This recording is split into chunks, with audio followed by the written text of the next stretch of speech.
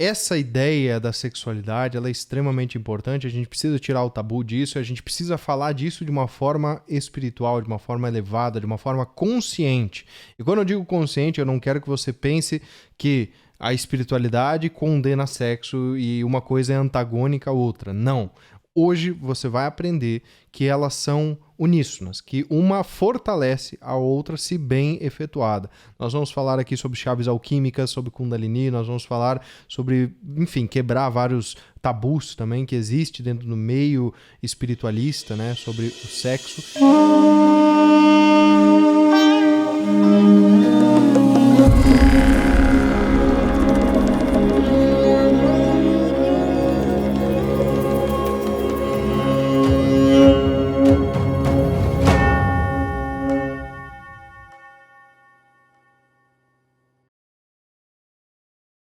Vamos começar então falando sobre essas chaves aí que o Gabriel trouxe de Eliphas Levi, né?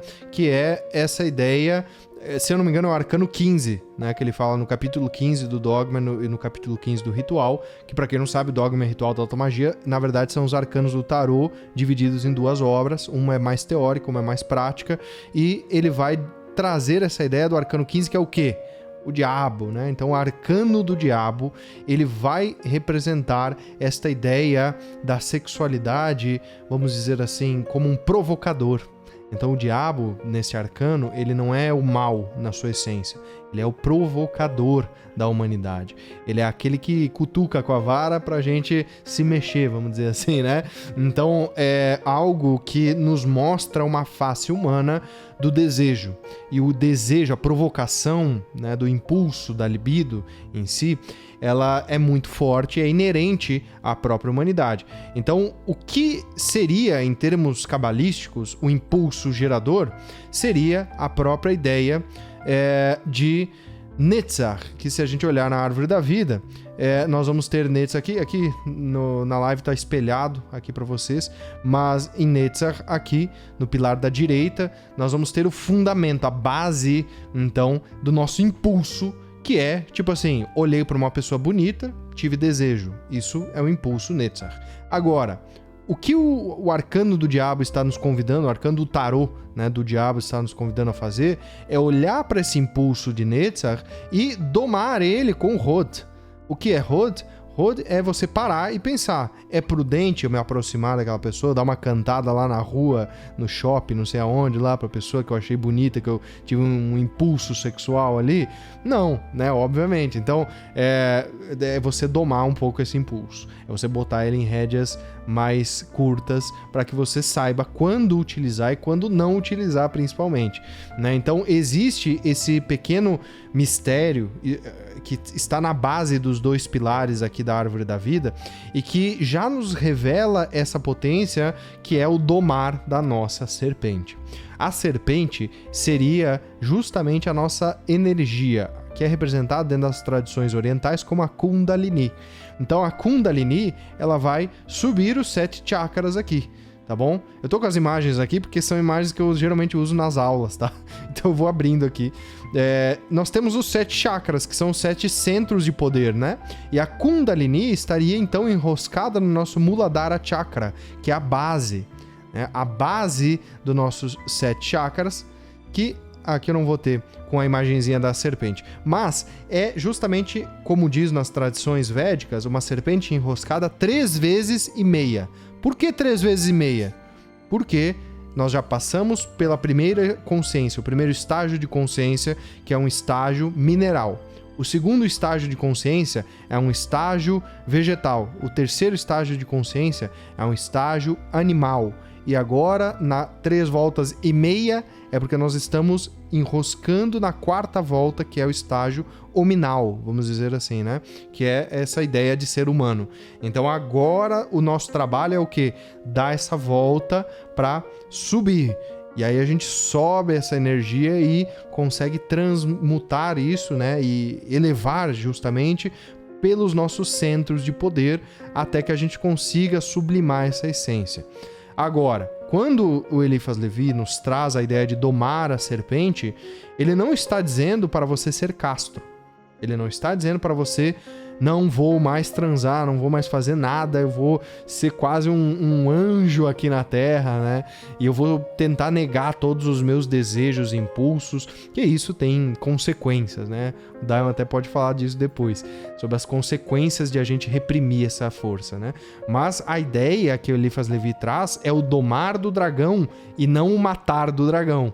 Né? Então, você não mata o dragão. O mago que é mago, ele não tenta erguer a espada e matar o dragão, mas sim ele tenta subir em cima do dragão para alçar voo. E é muito diferente isso, porque daí você tem poder de cuspir fogo na terra e de voar nas alturas. O que isso quer nos dizer simbolicamente? Quer nos dizer que ao expelir o nosso líquido, seja homem ou mulher, na terra, né? Ao gozar, a gente tem o poder de manifestar na terra, como fogo na terra. E ao voar nas alturas, ou seja, sublimar esta nossa essência, a gente tem um poder de entrar em estados alterados de consciência e a partir disso ter visões místicas, ter insights maravilhosos, né? Ter inúmeras experiências transcendentais com esta força que existe em cada um de nós. Puxando esse gancho também, né? Como que a gente então doma o dragão sem matar o dragão, sem aprisionar, sem reprimir muito, e como que a gente usa a árvore da vida para realmente sublimar essas energias. Isso realmente é uma questão muito forte e que é muito importante para todos hermetistas, alquimistas, cabalistas. Eu sei que o pessoal que está assistindo aqui é muito interessado nesses assuntos, e é justamente olhar para isso aqui como um diagrama do teu próprio ser. É olhar para isso aqui como um único ponto da tua própria existência. E assim como a cultura oriental vai ter os 7 chakras, a gente também pode olhar para isso como um sistema de refinamento pessoal, que é o que ele é de fato, né? Então, quando a gente tem um rigor em excesso, ou seja, quando você fica lá fazendo restrição de sexo, masturbação e várias coisas, você está indo para um lado da esquerda que é Geburah, né? Você está restringindo. Vai chegar uma hora que vai voltar o pêndulo, né? Lei de polaridade do hermetismo, de ritmos de compensações. A gente vai voltar para o outro lado, que é espargir sem controle, sem nenhum tipo de rigor. Isso vai te gerar certos problemas, né? Então, a ideia é centrar justamente aqui na coluna do meio, né? E aí, se a gente olhar para a coluna do meio, o que está na base da nossa coluna é uma sefirá chamada Yesod. O que é Yesod? Yesod está relacionado com a sexualidade, principalmente com a ideia de como a gente lida com a visão sexual.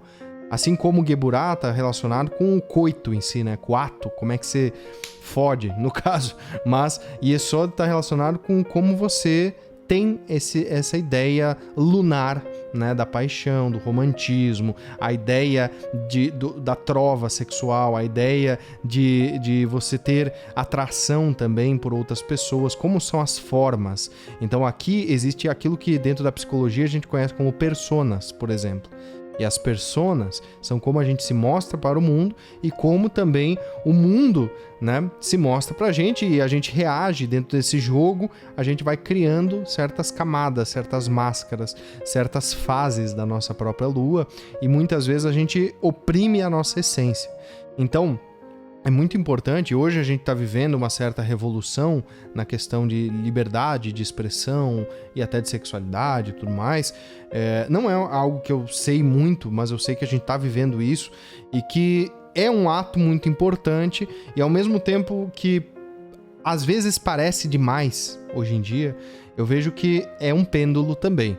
Uma hora a gente foi muito restrito. A gente estava lá muito restrito, daí teve a revolução, né, das mulheres na era industrial, que já trouxe um direito feminino maior, né, já abriu um pouco a ideia do patriarcado, então abre esse leque de expressão. As personas conseguem se expressar um pouco mais livremente ali. E aí agora a gente vai ter um negócio até muito livre, né? Muito exacerbado, numa libertinagem que é expressa, como a gente viu em episódios passados também, né? Pela cultura, pela mídia e coisas assim que acabam hipersexualizando as coisas até demais, né? Então a gente tá indo para um ponto de muita liberdade. Agora o caminho é o quê? É achar o equilíbrio, é achar o ponto de apoio, o ponto do fundamento. Yesod em hebraico é fundamento. Então a ideia sexual deve ser o fundamento da nossa jornada. Porque se você está focado, por exemplo, a sua cabeça está 100% focada em restrição sexual, cara, Deus vai te botar um monte de oportunidade de você ter relacionamentos na sua vida e às vezes uma pessoa linda na tua frente e que você vai estar lá com aquele pensamento, não, eu preciso reprimir a minha energia porque ela é santa, ela é algo elevado e eu não posso macular a minha energia sexual com outras pessoas profanas. Eu sei que quem faz isso acaba caindo nesse viés porque é super normal. Isso é uma questão psicológica muito comum mesmo. Tá? Da mesma forma que nós temos a pessoa que gasta essa energia, acaba ficando doente, né? Acaba gerando carências até vitais para o seu próprio corpo, mas também psíquicas, porque ela está processando mulheres, por exemplo, que deixam muitos homens entrarem, né? E homens que entram em muitos templos de forma desrespeitosa, assim, de qualquer jeito, só para fazer uma ali, estão, de certa forma, misturando as suas energias com essas pessoas e lidando com o problema alheio. Então você está lidando com um problema que nem é teu, em primeiro ponto. E aí, como é que você vai, dentro de um fundamento espiritual, trabalhar as tuas energias se você não consegue nem lidar com as tuas energias? Então, existe esse ponto e é muito importante a gente prestar atenção nele. Comentar, então, mais alguns pontos. Uma dica, então, para quem quer sublimar essa energia e fazer aquilo que, né, o Dayan falou que é o casamento sagrado, ou em grego, hierosgamos, né? O hierogamos é este casamento sagrado. E se a gente for trazer isso para uma linguagem cabalística, alquímica, a gente vai entender a ideia do casamento alquímico como a união dessas duas polaridades em um único ponto, em um único ser, em um único corpo, né? E através desse ato a gente gera uma potência para sublimar essa energia. Mas como que a gente faz isso? Então, antes eu tinha falado de Yesod, de Netzach e de Hod, né? Então, como é que a gente vai fazer isso? Tô dando uma aulinha de Kabbalah aqui, né? Mas juntando nessa essência Tiferet. Agora, aqui a gente viu formas, tesão, é química, é ideia, é o flerte, é aquela proximidade inicial. Agora a gente vai entrar no nível Tiferet, que é um coração. E aí a gente tem uma ligação aqui, ó, de Tiferet lá com o divino, com o Keter, com esta coroa de luz. E aí dentro da Kabbalah a gente tem um conceito muito legal que ilustra essa ideia de casamento alquímico, que é a ideia de um rei, por exemplo, né, com a sua nukva, que é a noiva. A noiva é justamente a Malhut, é justamente a terra aqui. E isso liga com tradições primordiais, onde rezam Pai Céu, Mãe Terra, por exemplo, para fazer essa união, esse matrimônio sagrado, e a partir daí nascer este filho que é a imagem e semelhança. E não à toa, deste casamento entre céu e terra, nasce Tiferet, que é o ponto central da nossa árvore, que antropomorficamente, quem que é Tiferet, dentro de vários contos, é a ideia do Messias, né? É a ideia do Jesus Cristo, é a ideia do filho, vamos dizer, o filho perfeito desse matrimônio, né? Entre céus e terra, entre a Virgem Maria e o Espírito Santo. Então a gente tem aqui um ponto central, que é essa nossa ideia que dentro da alquimia todos nós podemos fazer, independente se é um casamento religioso que você fez com uma pessoa, monogâmico e blá blá blá, ou se é um momento que você está realizando uma alquimia com alguma pessoa, que é aquele momento. A ideia é que você torne aquilo sacro, é que você olhe para aquilo não como um ato de coito carnal, né? Porque aí a gente vai ter uma figura que dentro da mitologia grega seria a própria ideia do Pan, né? O Pan é o fauno da floresta, que é filho de Hermes, inclusive, com uma ninfa da floresta, dentro da história da mitologia grega. Depois eu posso contar um pouco mais sobre isso. Mas é bem interessante, porque vai ilustrar... Eu vou contar agora, rapidinho. A ideia é que Hermes, né, ele desce, então, do Olimpo, lá, dos céus do Olimpo, e ele vem até a Terra, e na Terra ele se apaixona lá por uma ninfa da floresta, e ele faz sexo com a ninfa, e dessa união nasce um filho que é meio um bicho e meio deus, que é o Pan, é um fauno. Ele é metade bode para baixo e metade ser humano para cima, com os chifrinhos, né, de bode. Então é uma figura que hoje em dia seria quase um demônio, né, na Terra. Mas a ideia é que a ninfa, com aquela bebê horrendo, que não é nem uma coisa nem outra, ela nega. Então a mãe nega o seu filho. E aí o Hermes, cheio de compaixão, ele leva este Pan para os céus. E aí ele leva o Pan pro Olimpo, e com toda vamos dizer, a intelectualidade que o Hermes tinha, com toda a eloquência que ele tinha com as palavras, ele faz um tribunal lá com Zeus e com os outros deuses, e lá os deuses se comovem muito com a história, e eles aceitam Pan como um semideus. Porém, como ele tinha metade de um corpo animalesco, bruto, ele não poderia habitar no Olimpo, ele deveria habitar na Terra. Então Pan volta para a Terra, e aí na Terra ele se torna então um representante da força, vamos dizer, da própria natureza. Por isso que Pan significa tudo. Então a palavra pânico deriva disso. Pânico é o medo de tudo, é o medo daquilo que a gente não pode ver. E aí, por que acontece isso? Porque daí os mitos contam que, como Pan tinha cascos muito grossos, ele não conseguia, por exemplo, lidar com coisas sutis. E aí ele tentava sublimar a sua própria essência através da arte, por isso a flauta de Pan. A flauta é como ele tentava se sublimar. Na sua essência divina, ele tentava tocar algo doce, algo melódico, para tentar se aproximar daquilo que era a sua essência paterna dos céus. Porém, ele era muito bruto, e ele tinha um instinto muito denso, e ele queria acasalar, como um animal, né? Porque o animal, ele quer acasalar, ele, né, vamos dizer, é o instinto dele, é o nível de consciência que ele tem. Então ele tinha isso daí. Quando, vamos dizer, vinha jovens ali na floresta, existia essa ideia, né, de algo um pouco forçado aí, e que adensava ele ainda mais, e que não permitia com que ele voltasse à sua essência divina. Então ele fala sobre isso. Esse mito fala sobre a gente adensar nos nossos instintos e às vezes tentar chegar em algo divino, só que a gente ainda não conseguiu sair da nossa carapaça animal. A gente ainda não conseguiu deixar o nosso lado animal de lado para entrar em algo sagrado de fato, né? Para fazer a arte. Porque a arte do sexo, ela não é algo carnal, ela é algo espiritual, como a gente vê aqui na Árvore da Vida, Tiferet sendo o centro. E aí a gente abre uma nova nuance de perspectivas e de entendimentos aqui, que é uma ideia que envolve não apenas a atração física e também não apenas o sentimento, mas envolve essência.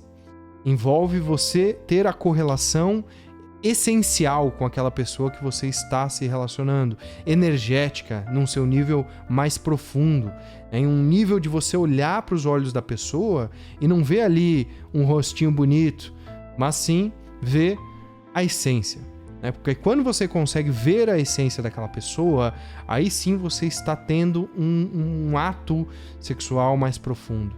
Aí sim você não está satisfazendo um simples desejo do seu lado animal, mas você está satisfazendo algo da sua própria alma. Eu acho que esse é o primeiro ponto para a gente entrar num casamento alquímico, seja ele um matrimônio, como é dentro da Constituição da Igreja, né? Até que a morte nos separe, ou a ideia de um momento com alguma pessoa que talvez tu nem vai ver mais depois daquele momento. Vamos voltar ao foco aqui, sem julgamentos de estilos, etc e tal, porque fizeram perguntas muito interessantes aqui. Eu também não vou entrar aqui, né, nessa ideia de o que é certo ou o que é errado. O que a gente precisa entender é que fazer sexo casual pode ser bom como pode ser mal. É muito mais fácil de ser ruim do que ser bom, porque as pessoas não têm um critério de escolha. Na hora do vamos ver, quem quer transar, vem, né? Porque as pessoas às vezes estão desesperadas por ter uma relação de qualquer nível.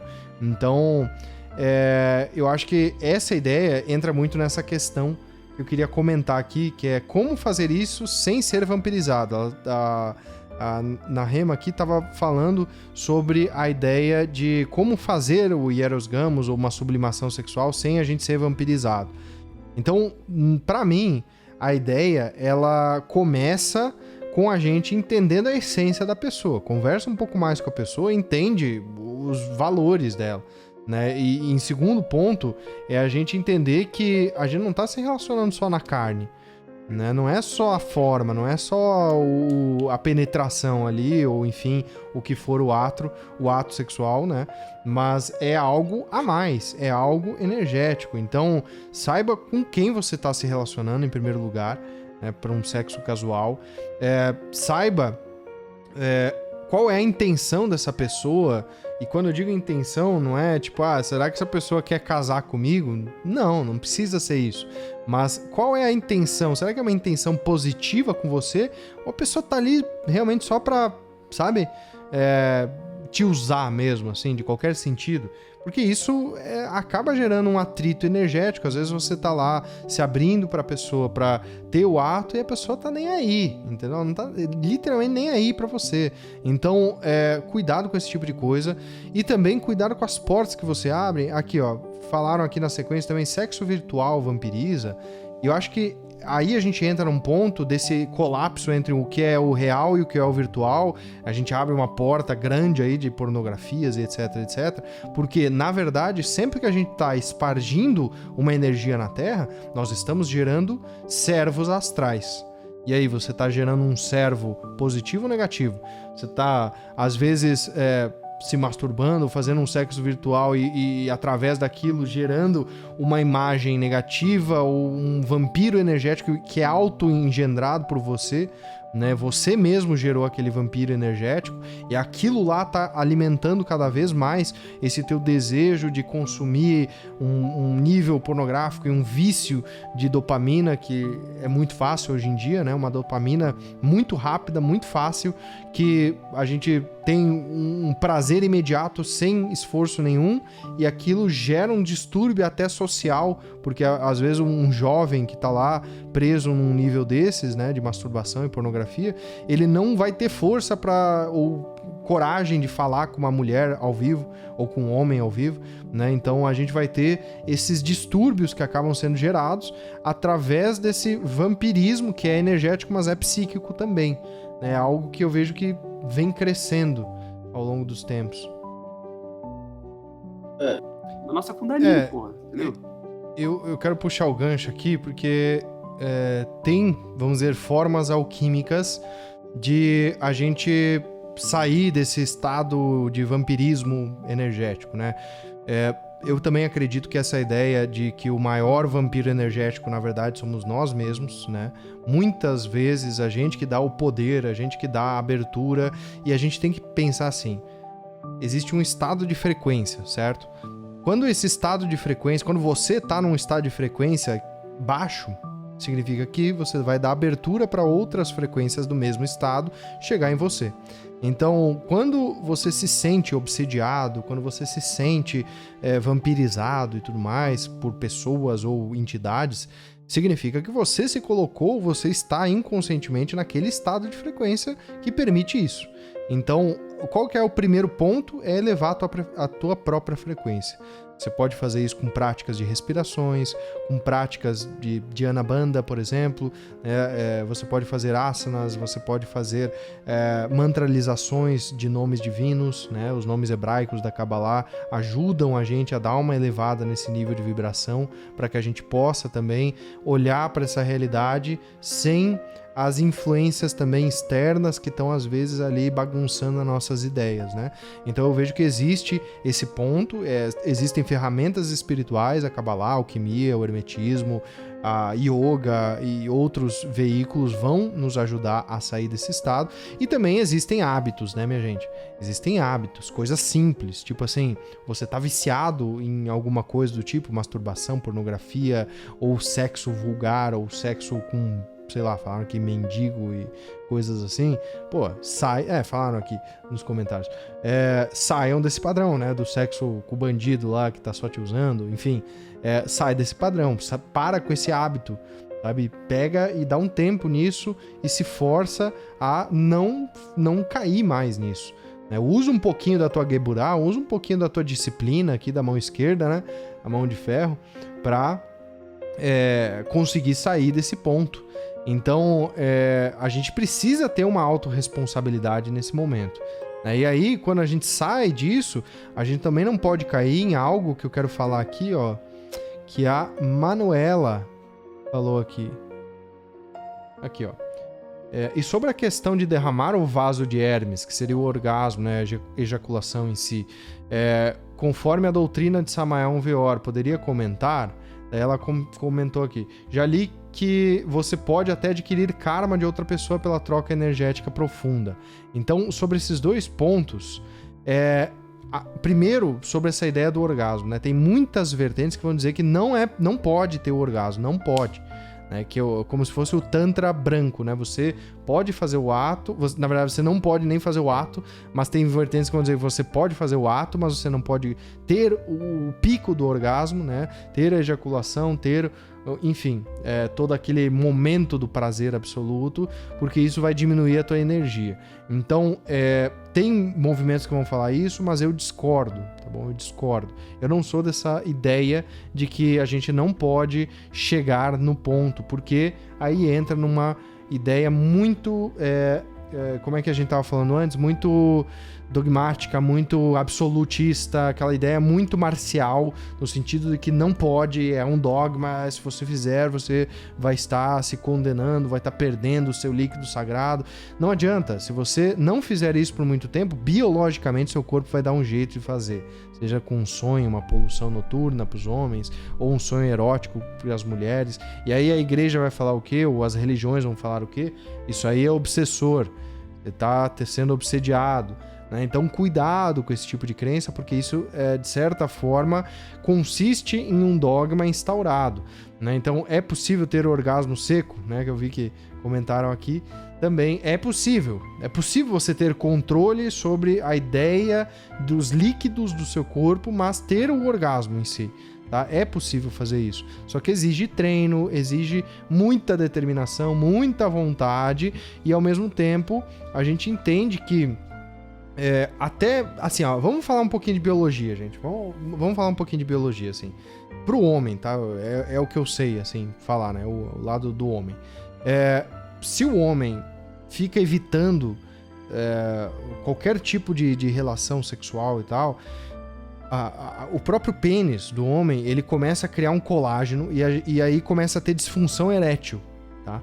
Ao longo dos anos. Então, o homem que não usa muito o membro começa a aumentar o nível de colágeno ali e começa a ter disfunção erétil. Então tem esse problema, tá? Um outro problema é essa questão da próstata. E se a gente acaba não usando ou reprimindo, como são alguns exercícios, né, de controle assim para fazer esse orgasmo seco, aí a gente também começa a desenvolver esse problema na próstata. E aí é muito ruim, muito negativo para a saúde do homem. Para a mulher, eu já não saberia falar com propriedade, mas para o homem existe esse ponto biológico que acaba sendo um pouco negativo e que a gente precisa prestar atenção.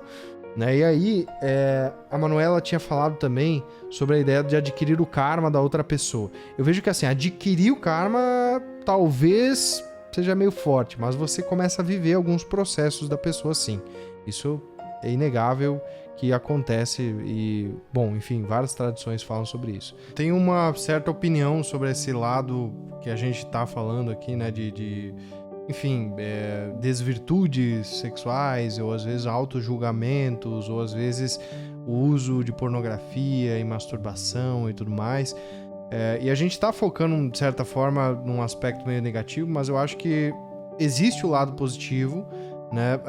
Da pornografia, particularmente, eu não vejo um lado positivo, assim. Eu acho que ela condiciona a disparo dopaminérgico muito que não tem sentido, assim, mas que talvez para alguém possa ter um sentido maior, né? Lógico, não dá para se auto-julgar e condenar você mesmo caso você entre nesse paradoxo. Mas vamos lá, como que a gente pode então transmutar? Como é que a gente pode então usar a nosso favor as questões sexuais, né? A nossa energia sexual, seja sozinho, sozinha ou com um parceiro, uma parceira? E aí eu acho que a gente tem essa ideia de usar de uma forma ritualística, né? Que é através do direcionamento da nossa vontade. Voltando aqui para nossa árvore da vida, vontade é Tiferet. Então, é o centro focal. É quando a gente consegue direcionar a nossa vontade verdadeira, que não é um desejo, tá? Vontade não é desejo. Anota isso aqui porque é importante. Quando a gente consegue sair do campo do desejo e ir para a vontade, a gente começa a direcionar essa nossa energia sexual da forma que for. Pode ser um sexo a 2, a 3, a 4 ou sozinho, né? Mas tendo essa vontade direcionada, a gente vai conseguir, de fato, sublimar essa energia, mesmo derramando o vaso de Hermes, como foi colocado aqui antes, né?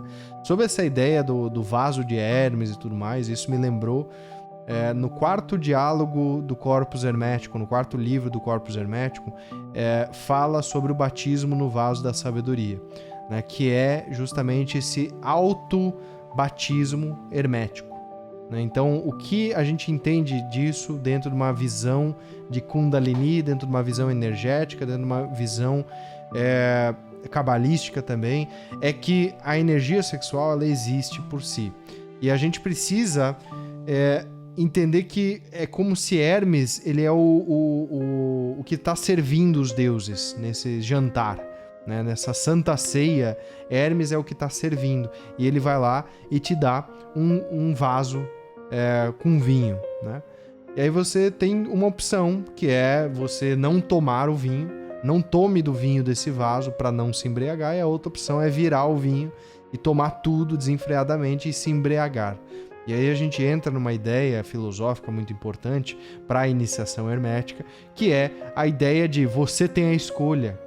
Então veja que você tem a escolha aí, você vai cair no dogma de não vou aceitar isso para não me embriagar, ou você vai cair na tentação desvirtuada do desejo de ter o prazer da embriaguez, né, ou neste caso do orgasmo, e perder os sentidos, perder a lucidez com aquilo. E a ideia do livre-arbítrio direcionado pela vontade, que eu havia falado antes, por Tiferet na Kabbalah, vai nos mostrar a verdadeira iniciação hermética, que é você escolher a moderação, você escolher aquilo que é o caminho do meio. E como também eu vi que falaram aqui, o caminho do meio não é o caminho de rigor extremo ou de prazer extremo. É um caminho de consciência, é um caminho aonde todos nós devemos buscar trilhar, né? Aonde todos nós devemos direcionar a nossa vida para encontrar esse ponto focal de equilíbrio, porque esse é o ponto de sublimação. E aí a gente consegue fazer isso com o livre-arbítrio, a gente consegue fazer isso com o direcionamento da nossa vontade, a gente consegue fazer isso com o direcionamento também do nosso ato sexual, para que isso não seja algo profanado, para que isso não seja algo 100% focado no desejo, no prazer ou em algo do tipo, mas que a gente consiga sublimar esse nosso lado animal, assim como o Pan, né, que eu havia falado antes, que a gente consiga, através de uma arte maior, sabe, através dessa ideia de você conseguir, se você tá com alguém, por exemplo, olhar nos olhos dessa pessoa e ver a alma dessa pessoa, falar palavras de amor antes de chegar, né, pegando a pessoa e já no ato em si, é tocar o coração antes de tocar o corpo. Eu acho que essa é uma essência que a gente precisa levar para o nosso dia a dia, para nossa vida sexual em si, tanto conjugal quanto sozinho. A questão da masturbação que falaram antes, não é você não se masturbar, é você entender também de se olhar e entender a tua necessidade interior. E através desse entender é trabalhar, né, para os homens as águas brancas, os mistérios das águas brancas, e para as mulheres as águas vermelhas. Em uma meditação, por exemplo, é você entrar nessa meditação profunda e através desse autoconhecimento da tua própria energia sexual, você vai ver que abre certas visões, abrem certas questões, ou intuições muito profundas, né, do teu próprio ser, que não tem nada a ver com um tesão físico, mas que são questões às vezes de outras vidas. São questões kármicas, são questões do teu dharma, são questões muito profundas da missão, do teu propósito de vida. Que daí quando você consegue ancorar aqui, você tem um acesso e de repente você tem até uma cura, né, em certos aspectos. Então acho que a gente precisa olhar para isso de uma forma espiritualizada, nesse sentido de consciência, de que temos o livre-arbítrio de escolher tomar do líquido sagrado de Hermes, mas ao mesmo tempo não se embriagar, não perder os sentidos e não negar isso, sabe? E através desse próprio ato, né, a gente fazer a auto-iniciação. Para mim essa é uma das grandes chaves assim da alquimia sexual em si. Essa ideia de transmutar a energia sexual, a gente precisa entender que ela não é a retenção absoluta e você, que nem o Dayan falou, fazer um e transmutei, né? Vai sair o poder nas minhas mãos.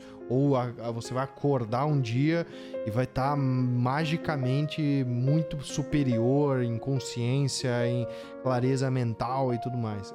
Isso é um dos efeitos que a retenção vai te dar em um primeiro momento, mas é um efeito momentâneo. É como se, lógico, você estava desperdiçando sua energia, desperdiçando toda hora, você parou, fechou a torneira, a tua caixa da água e da energia vai começar a encher, mas ela vai chegar numa homeostase ali, ela vai chegar num equilíbrio, né? Então a gente precisa entender qual é o nosso ponto energético ideal, porque não pode estar nem abaixo e nem transbordando aquilo. E se estiver transbordando a nossa caixa da água energética, né, com a retenção, a gente vai estar desperdiçando também. A gente vai estar desperdiçando isso de outras formas e às vezes aquilo vira uma raiva, aquilo vira um argumento totalmente opressor ou algo que você está julgando. Você se sente superior porque você faz aquilo e aí você julga quem não faz, por exemplo. Então existe esse ponto. A gente precisa lidar com muita humildade e com muita temperança para entender até onde a nossa energia está em equilíbrio e até onde ela está em excesso ou em falta, né, em carência. Então o primeiro ponto é essa autoanálise.